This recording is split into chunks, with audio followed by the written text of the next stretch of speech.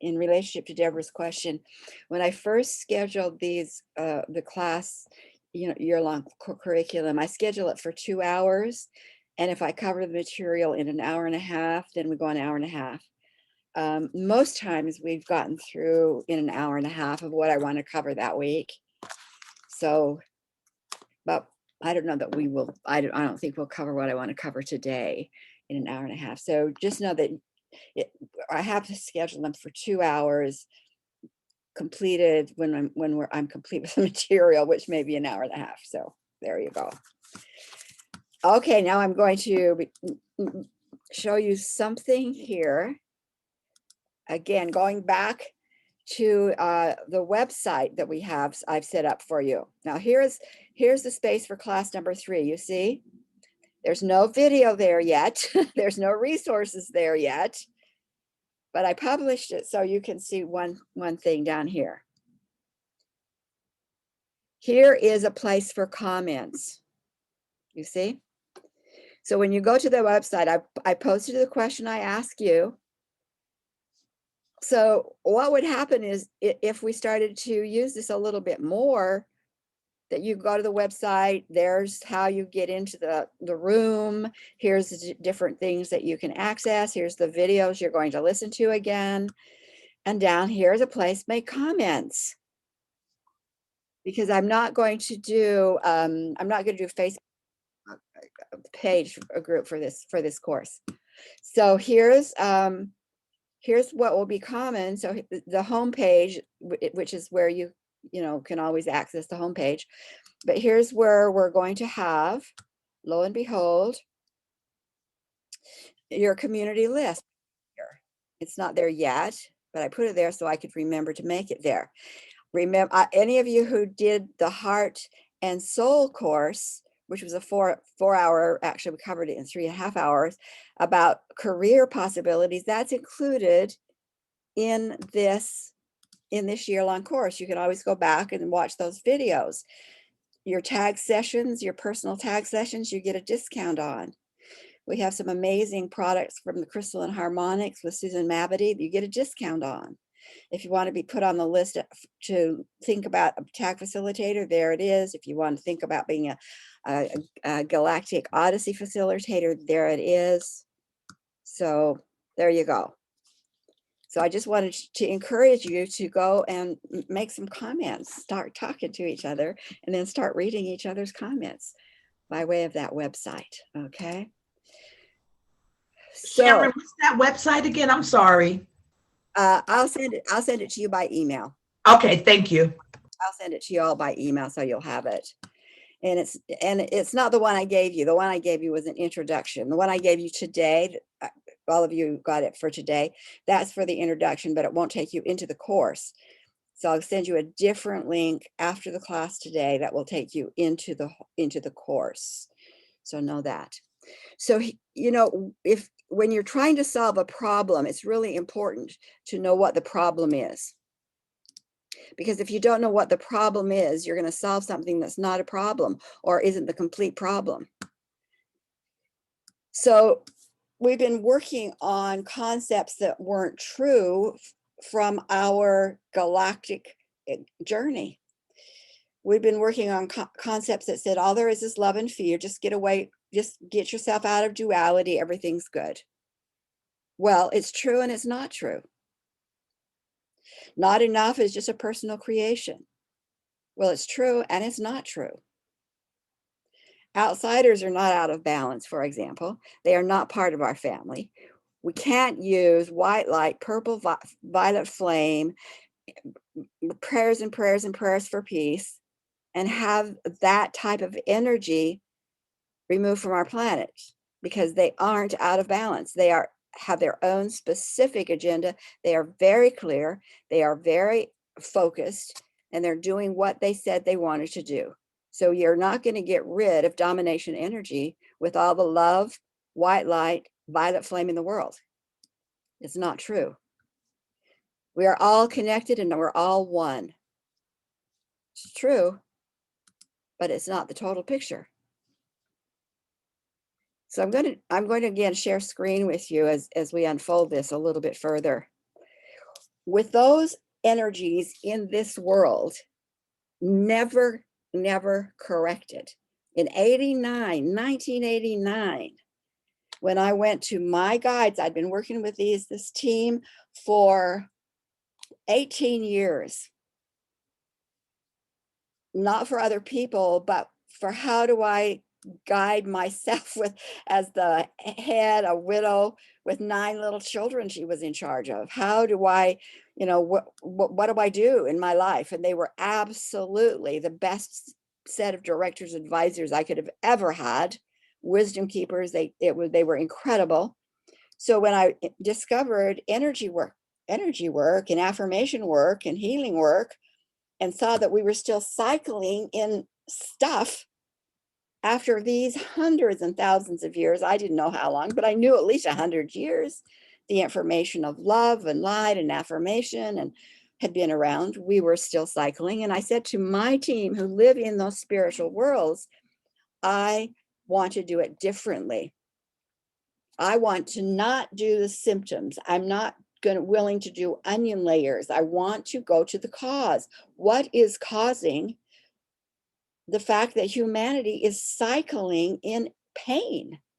We're cycling in it. And they said, and so where can I go to learn it?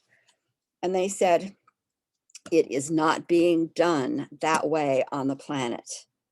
It is not being done by going to cause. Cause is totally left out. And I didn't know what that meant. I'm a newbie. I knew a little bit about past lives. I knew a little bit about early childhood trauma. So I mean, I didn't question them because they had been so accurate for me.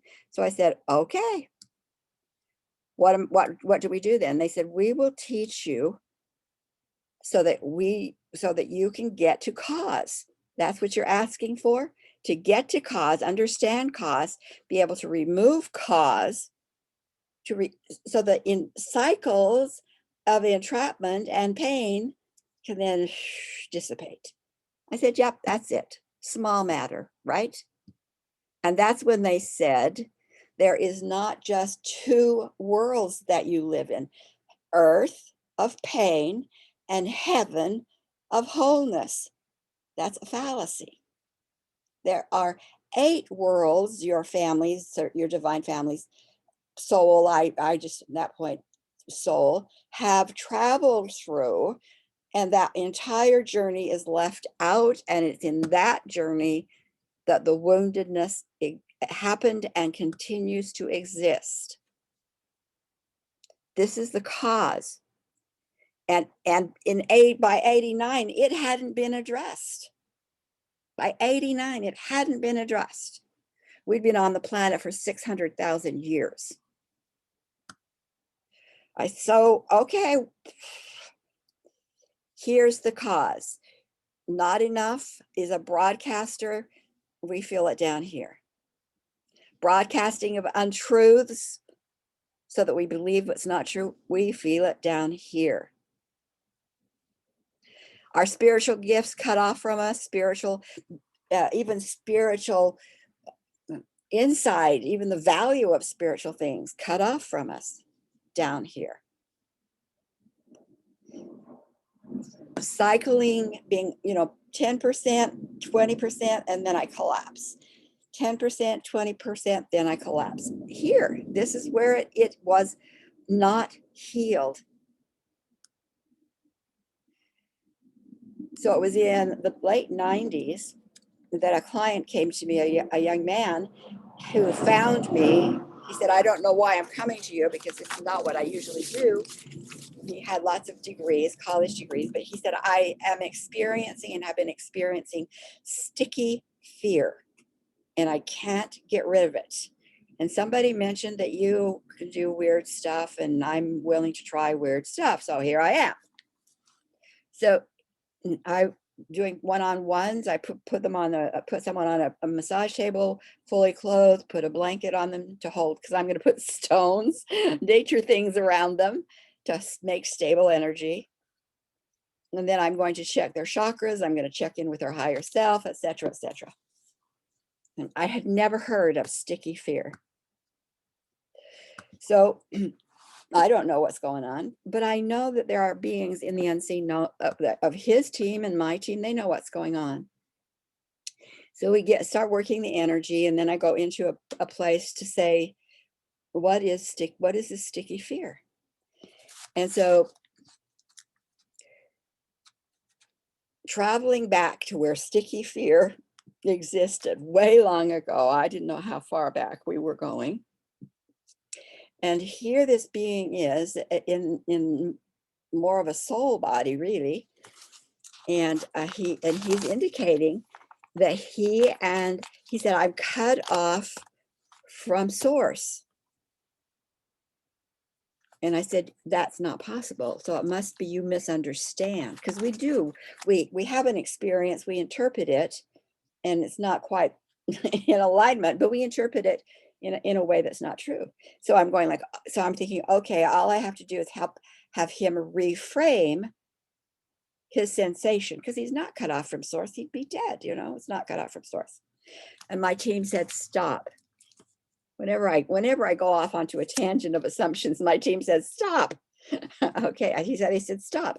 I said, you mean he's cut off from source? They said, well, kind of. And so the story, as I brought him into it. We did the dialogue process, and he's in this kind of meditative space, and he is, and he said, oh my gosh, I'm not alone. There are others here with me, and we are sticky. But we're afraid, and we're cut off from source. So we've made some kind of decision, and we are going downhill. So I said, well, okay, let's stop. You don't have to expand. The situation can just be kind of frozen in time. And I'm going to call it our spiritual healers, and have them come in to help shift this situation. I said, so look around. Do you see that you have spiritual beings there with you? He said, oh yeah, I see them there. Sometimes we have to look around. We forget they're there. And I said, okay, ask them to come in and help with this group. And it's the only time this has ever happened. And those spiritual beings said, no, we're not going. And I said, what? And he said, no, they won't. They won't help, because we're sticky, and we will take them under. So I said, okay, let me step in. So I stepped in and turned to this group and said, look, we're not leaving anybody behind. Whatever you have to do, hazmat suit, foam, whatever you have to do, this group is going to be restored to their wholeness. So get ready, get preps in place, because this group will not be left in sticky fear. So I held the space for that to be done, and did some more clarifying of energy, et cetera, that you do when you're doing energy work. Brought him back, said, how are you feeling? He said, oh my gosh, I'm excited. I'm excited. I feel light. I said, what is it that you want to experience now in your life, that you are no longer stuck in this fear? And he said, love. I just want to give and receive love. Okay, reality statement, sent him on his way. And then when he's on his way, I turned to my team and I said, what was that about? And that's when they took me back to the third world and said, the decision right here. You got to see the impact of that decision in Gaia. Remember, we're on an odyssey, and I'm calling it Galactic to Gaia. We are looking from galactic, what's happened to us in the galactic worlds that's impacting Gaia, and what do we see in Gaia that helps us understand the galactic worlds. And the whole purpose is to get healing in place. So if I had not been willing to give up my belief that there's impossible to be or feel disconnected from source, I would have shut that whole thing down. I would have had him walk away, having him just reframe his thoughts, and I would not have gotten the healing that needed to be done up here in the third world in behalf of him. The other thing to know is that we're in groups up here, millions of groups.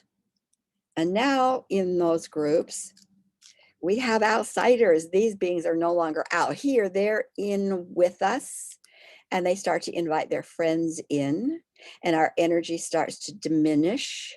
And we try to fight. We try to hold a line. They are stronger than we are. They intentionally imbalance our fields. They go after us to make us vulnerable. And we keep diminishing in our flow from home. 100% up here isn't no longer 100%. Some of it comes from this on and off shift. Some of it comes because we keep believing we're not enough. We're looking for other people.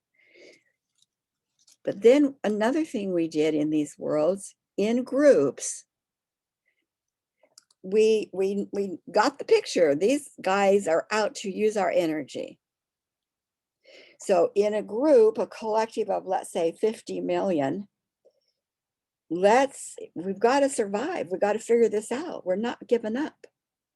And sometimes it's we got to extend our life long enough for help to come. Because remember, the majority didn't know help wasn't coming. So we'll get by. Let's just tough it out. It's going to be okay. So we made contracts in various groups for various energetic changes. One of the things we did is we shut down our energy by contract, by agreement, to play possum, to be small, to intentionally shut down our light. That's one kind of contract we made in these worlds. And if you are part of groups that did that, you will never have full access to your light down here on Earth. It's impossible because the contracts up here determine. The other thing we did is what I call make sacred contracts. So here we are this extending group, and we're not as bright as we used to be, and we're wobbling all over the place. And there are other families out here who have strong boundaries, who aren't wobbling all over the place. They are doing their agenda of experiencing good, and they're observing what we're doing, and they would never want to do it, but we have the right to do it. And so they create distance between us. They make sure that any energy vibrations coming off of our imbalance is neutralized into their space. They keep themselves strong. They keep themselves healthy while allowing us our imbalance. Now, I'm going to shift down to Gaia.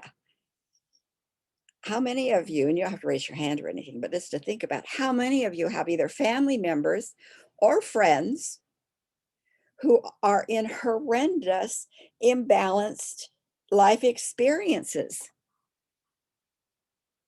And often you don't know what to do, because if you get too close to their energy field, you can be sucked into the play. And it is a challenge. What do you do? These families assumed that we were just having our experience, which we had the right to do, and they didn't rush in to save us. They didn't rush in and say, we're stopping this, it's too hard on you. They simply kept themselves safe. So we came up with an idea many times along this journey to signal for help by exaggerating our imbalance. And I call those sacred contracts. And so let's say that we're in a vibrational pod that it has as its chosen direct experience. I'm going to experience all the rays of green. So we're green, clear green, clear green. And every once in a while, the chip comes in and we go muddy green, muddy green, muddy green. And then we're back to clear green, parasitic attachments onto our green. So we go like, okay, we're not getting the message out very well. So why don't we, instead of doing 20% imbalance from the chip, what if we do 80% imbalance by contract? So we do clear green, then muddy green, muddy green, muddy green, muddy green, muddy green. Take a breath of clear green, muddy green, muddy green. So we are more in our imbalance than in our balance by choice, not chip. So we add that to the mix. We are a mess. We are really in a mess, and we are going down vibrationally. In the Hermetic tradition, this they call our time of devolution. We are devolving, and we are. Because we have parasitics amongst us, and their agenda is to dominate, and their very nature of being parasitics takes away our life and could lead to our death.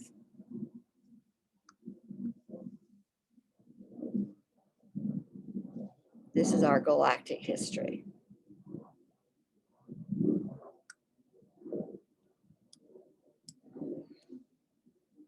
So I wanted to stop for a minute and just have you think about that and what comes up in the way of questions or concerns or anything, and just popcorn style.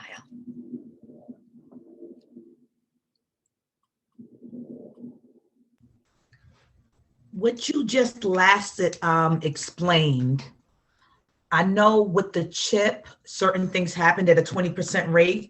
I'm not saying exactly what you said because it was a lot of information, but when we did it by choice to be out of imbalance at an 80% rate, those called sacred contracts, what was the purpose of that out of living at 80? What was that purpose?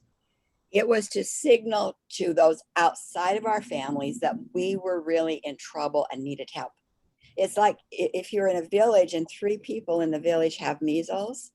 Okay. Not too many people, but if 80% in the village have measles, UN is going to be there.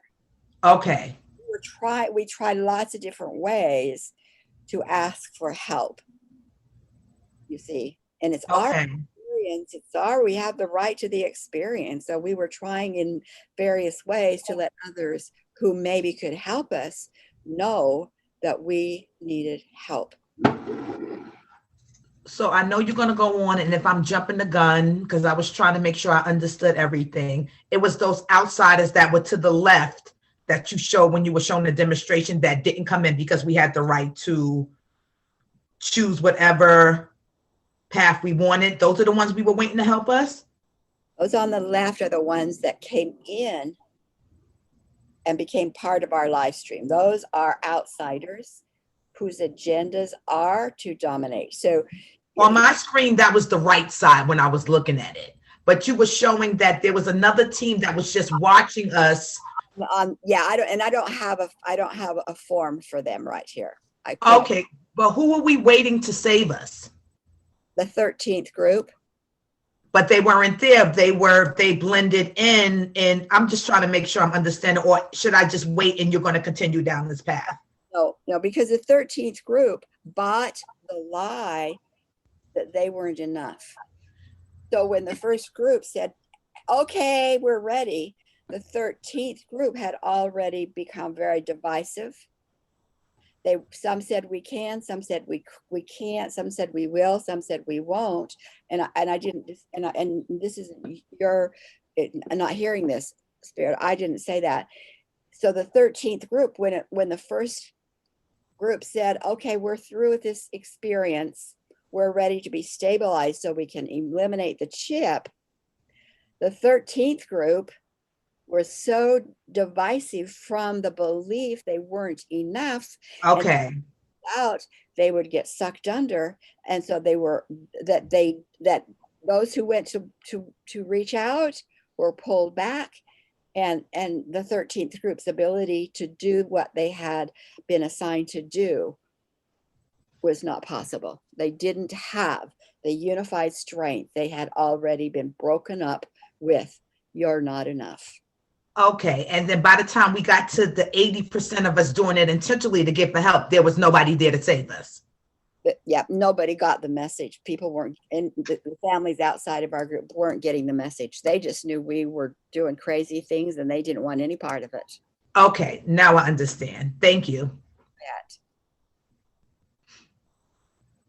Any other questions? Emma? Mhm. So did the 13th group then sort of intermingle with the others and became almost indistinguishable? Yeah, they went back to the group from which they came. They had to pretend to be part of the group because they weren't. They carried out their own wound. They couldn't tell anybody else in the group that help wasn't coming because they wanted hope to stay alive. So they carried a different kind of wound, that it was their fault. Now everything from that point on became the fault of the 13th group in their mind. So some of those who I've found on Gaia in Life Now carry that concept that it's their responsibility to fix everybody because it's their fault, and they don't know where that comes from, but it comes from that inherent 13th group concept in the third world that was never healed. It just kept coming down as part of the live stream. I mean, and all of the different, the violence that happened, some of our individual consciousnesses were kidnapped away into the negative regions, the despair that they felt as as we felt their energy from the negative region, all are part of this energy flow that we've been taught all there is love. No, I'm sorry, it's not. Up in home, source, all there is love. What our divine nature is all there is love. But our own injuries, as in a soul experience, has been extremely wounded and is held not within our individual consciousness, it is held within us as a group collective. And that's important. We'll talk about that in a minute. So, I mean, it's really, when you think about it, it's really maybe pretty amazing that we are where we are,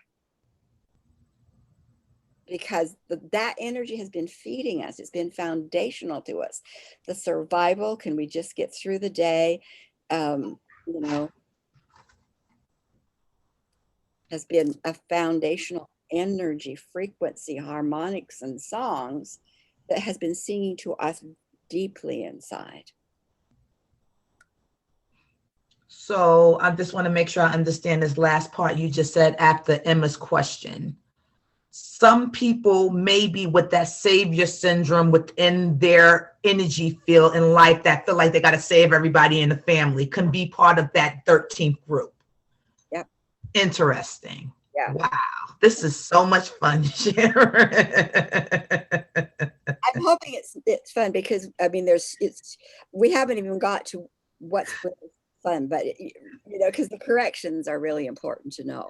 No, it's this whole process. I like to enjoy the journey. So this is just like magic right here. This is what basically humanity has been dealing with in some fashion for the majority of we have been more in survival mode than we've been in thriving mode. Wow. And that doesn't mean that there hasn't been pockets here and there, because there have. Because Earth Mission, that we haven't got to Earth Mission is going to be a whole different ball game, and so in Earth we can look and say here a pocket, here a pocket, here a pocket, and that's really true. But it's all about Earth Mission, why those pockets existed even. But this is what we were dealing with as a collective, and there was no earth. There was no earth. And we had tried a lot of different ways, and it wasn't working. You know, we were basically owned by this point in what I just termed the seventh world. By this point, outsider energies, and by when I started asking how many families there were that were outsider agendas of domination, it was like 15,000 family groups when I started working in the early 90s. It was massive. We were extremely invaded. There's a story told of the Mexican sorcerers that they called these kind of energies the flyers, and they knew they could see them, and they knew them, and they knew they owned us, and they kept themselves unjuicy by being in quiet stillness as much as possible. So we did a lot of the things we are doing on the planet have been a way to survive. Because if we didn't survive, we'd never fully recover back to our divinity. So here we are. Now, remember last week, oh, wait a minute, I'm going to stop this because there might be other questions. I didn't make sure we had any other questions. So Sharon, if I understand correctly, it wasn't until this man came to you feeling sticky fear was the best way he could describe it. And he's like, you know, I hear you do all this crazy shit, but I need to come to someone who knows how to deal with crazy shit because I don't know what this is and it's different than anything I've ever experienced before. And then in the process of trying to heal him, you were shown bits and pieces, and then this part of the story, right? And I find that fascinating that this guy who didn't even know the language of what he was experiencing, but knew something wasn't right, came to you, and that you were actually able to do a deep dive and see and learn what started your journey. That's partially true. What they told me is that they would bring me clients that would cause me to ask questions. Mm-hmm. And he was definitely that. I mean, that was where I saw the stickiness in ways I'd never seen it before. I definitely had known about a lot of the injury, but you know, sometimes you know about it and it doesn't really, you know about it deeper. A conversation, and I think you and I had it, Cinda, is life is really pretty simple. But you often have to go to complexity before it's simple. And for me, there was a lot of complexity that it feels to me like I was doing research on something I didn't even know, really. I had set an end goal. And so I had to be willing to learn step by step. And my team brought me individuals that would cause me to question. And he was one of them. There was a time, I don't know, I think it was before him, when I was doing, and I traveled quite extensively for a long time, and I was doing healing work using what they were applying, knowing that I'm going to use you are an individual in a body here on the planet. You are connected multiple times to a collective group of souls, maybe 40 million, and you as part of that group that you've forgotten about made a contract within that group that you would shut down your vibration of green. Let's use yellow. It's kind of fun. You would shut down your vibration of yellow, so you only got to experience it 10% of the time. And the other 90% would be calling for help, so it would be unbalanced. So down here on the planet, you don't know what, you think you're moving ahead and you're building your life and you're really clear. And then all of a sudden your body gets sick and everything collapses. You do what you have to do. Your body starts to get better again. Now now you're clear. Yellow, these colors are mine. This is my language. It's not, you couldn't relate it to other psychics or clairvoyancy. It's my language. So just know that. The yellow frequency in its balanced state is clarity and leadership. It's like setting policy. Let's get going, moving ahead. Clarity, not power over, moving ahead, but clarity. In its muddiness, in its imbalance, it's physical pain. So here's a person who comes to me and they just can't make their life work, and their body keeps falling apart. And so, okay, they've gone to a lot of healers. Good. Everything we do that brings a benefit, because there's no magic key. I don't have the magic key. I have a key, but they'd gone to a lot of other people to do something about what's going on here. They never really related clarity to physical health. They just knew their life wasn't working. So then when I tune in and I call in their guides and my guides, and I say, okay, I'm going to go to the galactic worlds first, because that's where it began. What's going on in the galactic worlds of this client on my table that's causing her to be in physical pain more than able to live life? Well, she's in 4 groups, 1 in the 4th world, 2 in the 5th, and 1 in the 6th world, all these different groups. So she is literally tied, we'll say tied to like 80 million souls. And all of them have made contracts to shut down and imbalance the frequency, the song of yellow, in order to get help. That's what's going on. And as long as the contracts are in place, she will never be well, because her contracts are in place. It always keeps knocking her energy into physical health, non-health. Okay, got it. So then what's really exciting though is then, because she is a direct link into these 4 groups, I can go into those 4 groups with her, with imagination, the power of spiritual. Use imagination, and went into, at first I went to 1 group at a time. I go all at once now. Group number 1, hey, wake up. I've got Gail down, Gail, I'm going to use your name. I've got Gail down here on the table in this future, and she's ready to bring back full physical health, to get yellow back in balance, because she is learning things about how to be safe from outsiders. And the only reason they made the contract is to get help to eliminate the outsiders. Do you see? So because here's the contract, she's on my table, she's working with me, she's learning about outsiders, she's learning about power, authority in a female body. She's got the answer, but the answer won't work if she tries to get it for herself alone, because she made a contract with millions.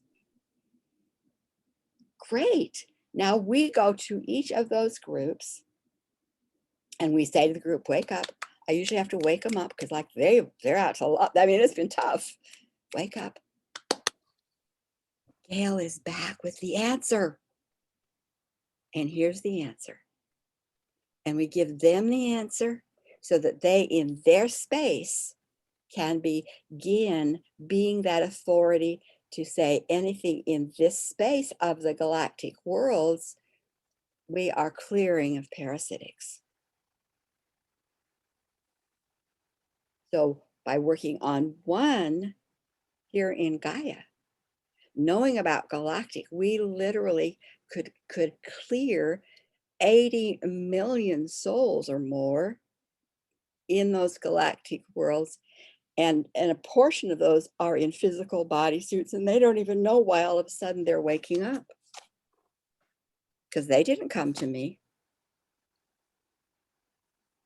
But they were part of a group that were freed of the contract. Now, how did I find sacred contracts, for example, is because I had to ask what's keeping her stuck. Well, there's this, is that enough? No, what more? Then what, I'm not going to just look at early childhood. Does that play a part? Absolutely. Other lifetimes? Absolutely. Genetic, inherited? Absolutely. But I'm not going to stop there.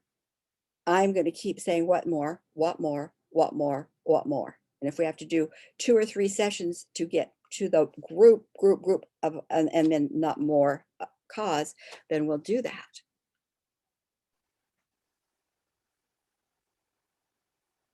So I think that kind of answers your question, Cindy. Oh no, I was going to say that. So in the mid to late 90s, before I'm sure this guy came in, more getting closer to 2000, I was doing that kind of work. So I knew there was stuff up there. I knew that, and we were clearing a lot. And so what was different about him, though, is that I saw one of those groups of the 12 and the impact the chip was still having on them in that world. Before that, I was shown many different times. You're drawing the attention of those who do not want people to be free. And I didn't even really understand that totally. You are drawing the attention. I said, okay, what do we need to do? They said, well, we're going to put in place an invisibility shield. So we created Red Rock Vortex, an invisibility shield, so that I could stay invisible. I could just be as, outrageous as I wanted to be, but their invisibility shield would kind of mask me and also mask my clients. They go out brighter. I don't want them attacked either.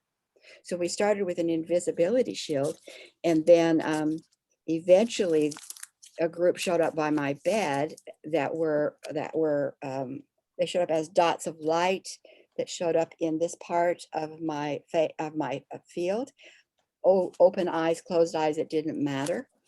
And they were dots of light that made geometric shapes and colors, and it was like rewiring things, but they were from those families who had maintained strong boundaries, the very ones we were trying to get help from in the galactic worlds, but we weren't able to get the message across. So they came and said, we know how to not only identify those energies, but to remove them or gobble them up. They gobbled them up and remove them. Do you want our help? And that began the PTO, which we've talked about, but I don't want to go into here more.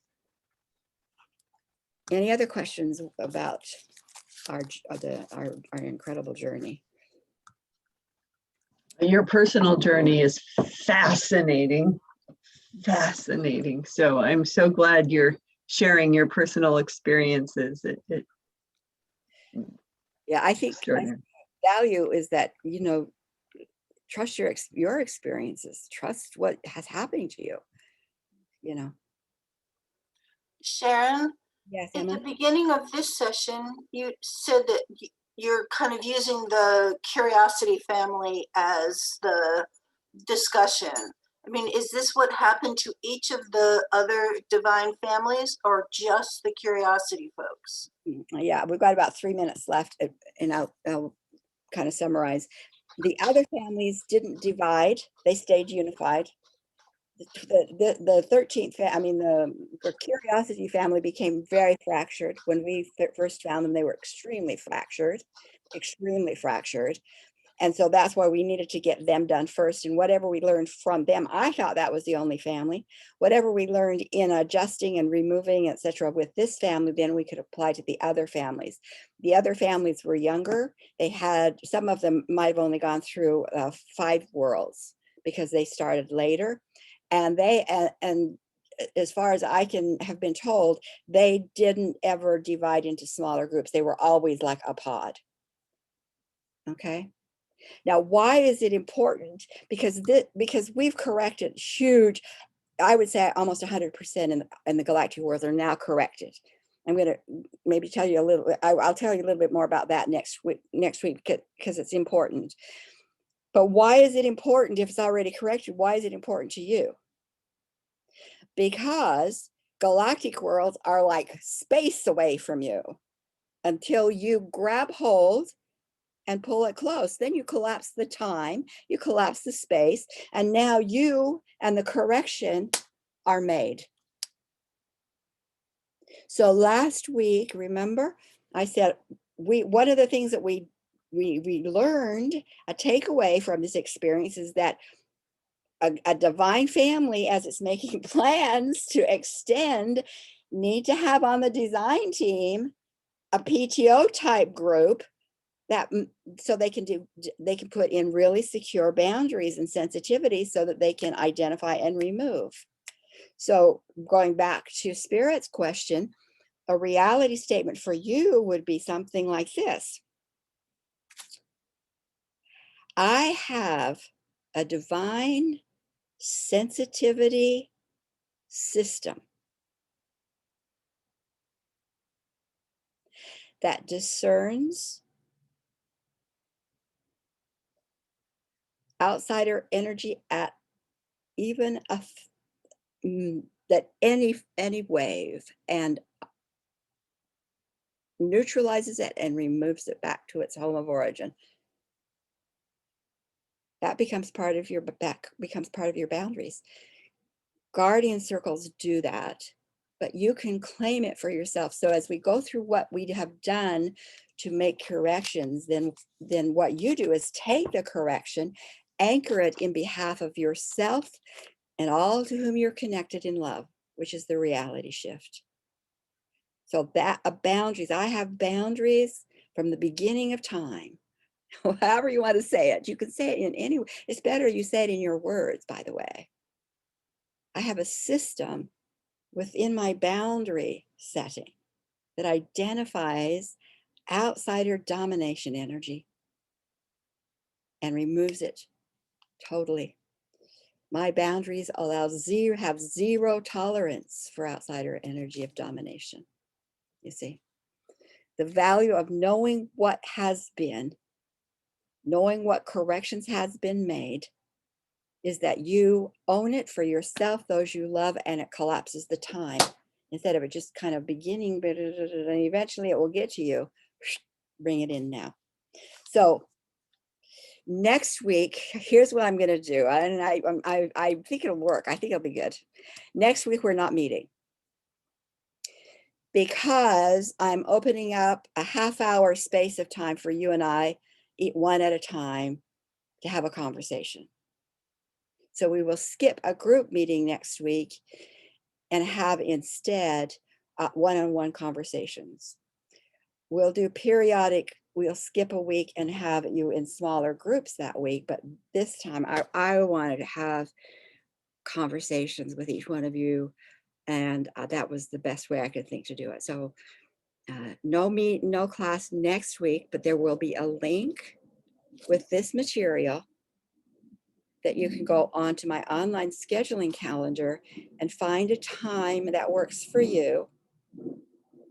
Schedule it. There's a place you can make a note. This is what I want to talk about if there's something unique. And you and I are going to sit together and chat. And then the following week, we'll get back together. Any questions? Okay. I'm thinking it might be a really good idea. Maybe you already have this someplace, but on the website, Sharon, if you could almost have a glossary of terminology. So those of us who are forgetting what PTO means or what outsider means, or the different divine families. I mean, just a glossary that we could, that's in alphabetical order, that we could quickly go, what was that word? And then, I think you have that somewhere. I have it because Emma made it for me in my second book. So I think I can just pull it out of the. Yeah. I know I saw it somewhere. I think that would be really helpful for people who are sitting here going, I don't understand. The other thing I'll do, because I want to have resources for this community, and I've like Cinda has a book and she's read her book. I read my book. So I think I'll make a link to the podcast that contain the first book or second book. I haven't finished my second book to reading, but so that you can have access to that too. So never a shortage of information and enrichment when we in this group, not just mine, but everybody. So thanks. I'll get that up, Cinda. Well, and your personal stories of healing, that's sort of what I was hinting about at the beginning of this. They're so valuable. And I'm so grateful that you brought it into today's teaching. So thank you. Yeah, I'm just glad to be able to share it all in one place rather than snippets. Okay, my loves. You can, let's unmute and do our group hug, and know that you can continue conversation questions on the website. And if you have ideas like Cinda's idea, put on comments on the website, because I'm there quite often. Okay, love you guys. Love you all. This was phenomenal. Bye, everybody. Bye. Butterfly hugs.